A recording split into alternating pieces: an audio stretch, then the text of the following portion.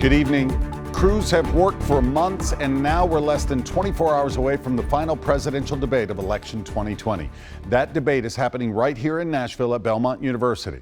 Plus, we've learned within the past few hours of a threat made on this election, which could come up during the debate. We'll get to that in just a few minutes. First, though, we have team coverage of tomorrow's debate with a look at the changes as well as what we can expect from it. Our very own Carrie Sharp is on Belmont's campus this evening. She begins our coverage. Hey, Carrie. Good evening, Rory. This really is a big moment for Nashville, especially since it's been a tough year for this city. Both President Trump and former Vice President Joe Biden will make their way to Middle Tennessee tomorrow. Our team coverage continues with News Channel 5's Levi Ismail. He talked to Tennessee lawmakers about what they hope to hear at the debate.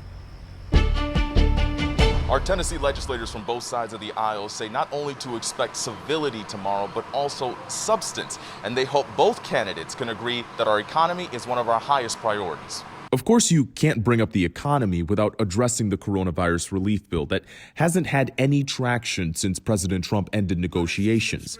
Trump says it makes more sense to wait until after the election, but when I talked to Representative Jim Cooper, he says, at the very least, Americans need to hear what the plan is from both candidates.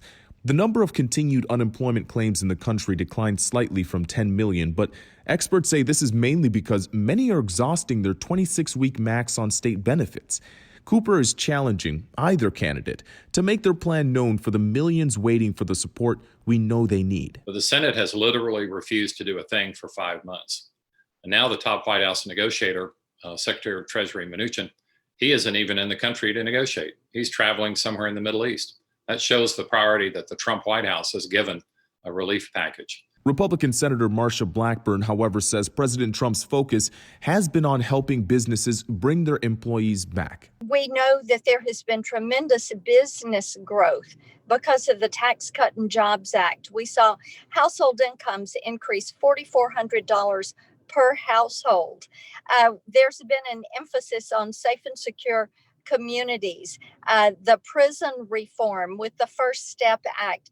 These are all things the president should spend time talking about. We also heard legislators say that one thing that often goes overlooked is our foreign affairs policy and how it relates to Tennessee's ag economy. They're hoping that both candidates could use that as an opportunity to talk about this subject and make sure that that's a talking point tomorrow. Reporting, Levi Ismail, News Channel 5.